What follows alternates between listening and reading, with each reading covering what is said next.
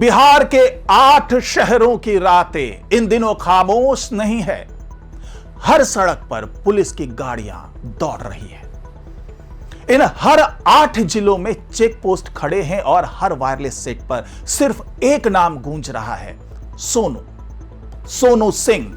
एक ऐसा नाम जिसने पिछले 18 सालों से बिहार के कई जिलों में डर का साम्राज्य खड़ा कर रखा है, जो कभी मोकामा के बाहुबली और मौजूदा विधायक अनंत सिंह का दाया हाथ हुआ करता था और जो अब उसी अनंत सिंह का जानी दुश्मन बना हुआ है। लेकिन अब बिहार पुलिस एसटीएफ और 3 डीएसपी की स्पेशल टीमें उस शिकारी की तलाश में है, जो हर बार कानून को चकमा देकर गायब हो जाता है। 8 जिलों में ताबड़तोड़ छापेमारी, एसटीएफ अलर्ट, सीमाएं सील। आखिर कौन है ये सोनू सिंह? क्यों 8 जिलों में रात भर छापेमारी चल रही है? क्यों बिहार एसटीएफ को मैदान में उतरना पड़ा? और क्या सोनू बिहार छोड़कर भाग चुका है? आज की इस एक्सक्लूसिव रिपोर्ट में हम आपको दिखाएंगे अपराध की वो कहानी जो किसी गैंगस्टर फिल्म से कम नहीं है। नमस्कार, मैं हूं डॉक्टर सुरजीत सिंह और आप देख रहे हैं वाईबीएन बिहार झारखंड। तो चलिए शुरुआत करते हैं उस गोलीबारी से जिसने पूरे बिहार पुलिस के महकमे को हिला दिया। 24 मई, पंचमहला थाना क्षेत्र और वहां का नौरंगा जलालपुर गांव में अचानक गोलियों की आवाज गूंजती है। लोग घरों के दरवाजे बंद कर लेते हैं, बच्चे चीखने लगते हैं और कुछ ही मिनटों में पूरा इलाका दहशत में बदल जाता है। इस फायरिंग केस में नाम सामने आता है मोकामा के सोनू मोनू गैंग के कुख्यात अपराधी सोनू सिंह का। एफआईआर दर्ज होती है और फिर शुरू होता है बिहार पुलिस का सबसे बड़ा ऑपरेशन।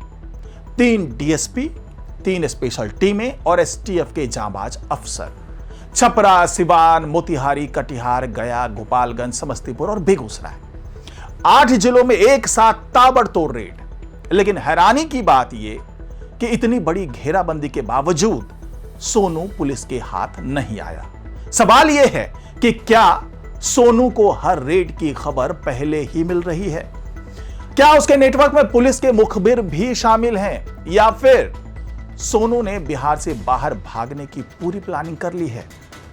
यह सवाल इसलिए भी उठ रहे हैं क्योंकि कुछ दिनों पहले ही एक ऑडियो वायरल हुआ था जिसमें सोनू एक पुलिसकर्मी से बात कर रहा था और पुलिस अधिकारियों को पैसे देने का दावा कर रहा था। उस ऑडियो में सोनू की धमकी सुनकर पुलिसकर्मी जो है वो गिड़गिड़ाता हुआ सुनाई दिया। उस ऑडियो में सोनू अपने कट्टर दुश्मन अनंत सिंह का भी नाम ले रहा था, उसका भी जिक्र कर रहा था। अब यहां एक और सवाल उठ रहा है कि क्या यह सब अनंत सिंह के इशारे पर हो रहा है? क्योंकि सोनू सिंह ने जिस व्यक्ति पर फायरिंग की है वो दरअसल जो अनंत सिंह है उसका ही समर्थक बताया जा रहा है। सोनू सिंह और उसका भाई मोनू, ये दोनों नाम आज बिहार की फाइल में सबसे खतरनाक अपराधियों में गिने जाते हैं। लेकिन कहानी की शुरुआत इतनी बड़ी नहीं थी। करीब 18 साल पहले दोनों भाई छोटे मोटे अपराध करते थे, लूट, धमकी, छोटी गैंगवार। 2009 में पहली बार मोकामा रेल थाना में इनके खिलाफ लूट का केस दर्ज हुआ। लेकिन उसके बाद इनका नेटवर्क बढ़ता गया और अपराध का दायरा भी धीरे धीरे लखीसराय, बेगूसराय, पटना और आसपास के इलाकों में सोनू मोनू का नाम डर का दूसरा पर्याय बन गया। पुलिस रिकॉर्ड के मुताबिक दोनों भाइयों पर 30 से ज्यादा केस दर्ज हैं। अपहरण, लूट, फायरिंग और रंगदारी जैसे गंभीर आरोप। 2019 में मनरेगा अधिकारी के अपहरण मामले ने पूरे बिहार को हिला दिया था और उस केस में भी सोनू मोनू का ही नाम सामने आया। लेकिन इस बार मामला अलग है क्योंकि पुलिस सिर्फ गिरफ्तारी नहीं बल्कि पूरे गैंग के नेटवर्क को तोड़ना चाहती है।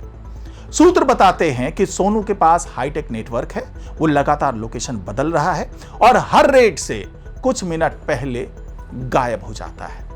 रविवार देर रात पुलिस को इनपुट मिला कि सोनू बिहार से बाहर निकल सकता है।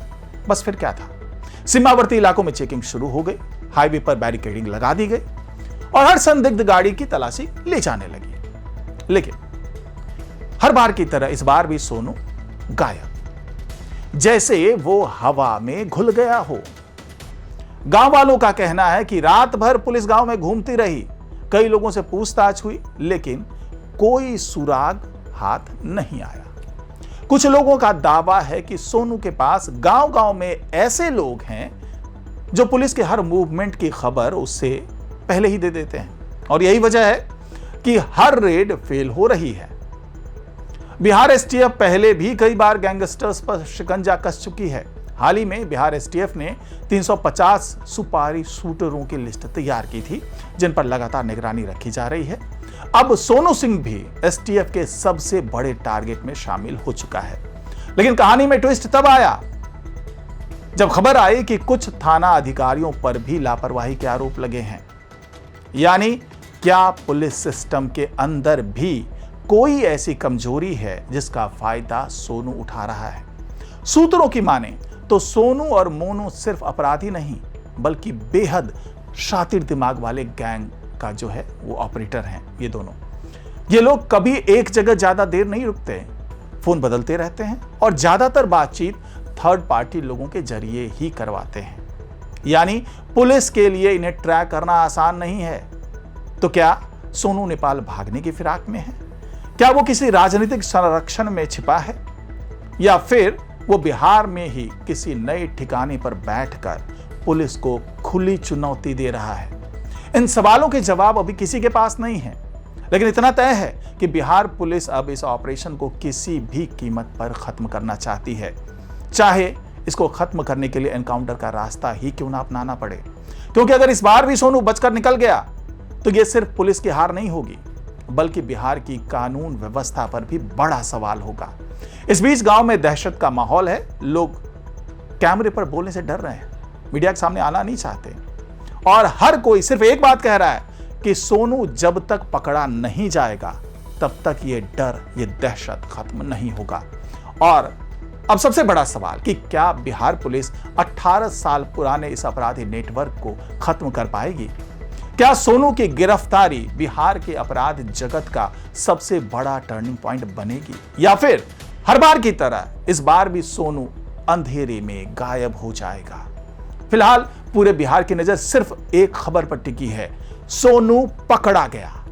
लेकिन वो खबर कब आएगी ये कोई नहीं जानता। अगर आपको हमारी ये एक्सक्लूसिव रिपोर्ट पसंद आई हो तो वीडियो को लाइक करें, चैनल को सब्सक्राइब करें और बेल आइकन जरूर दबाएं, क्योंकि हम लाते रहेंगे बिहार के सबसे बड़े अपराधियों की सबसे बड़ी इन्वेस्टिगेशन। नमस्कार।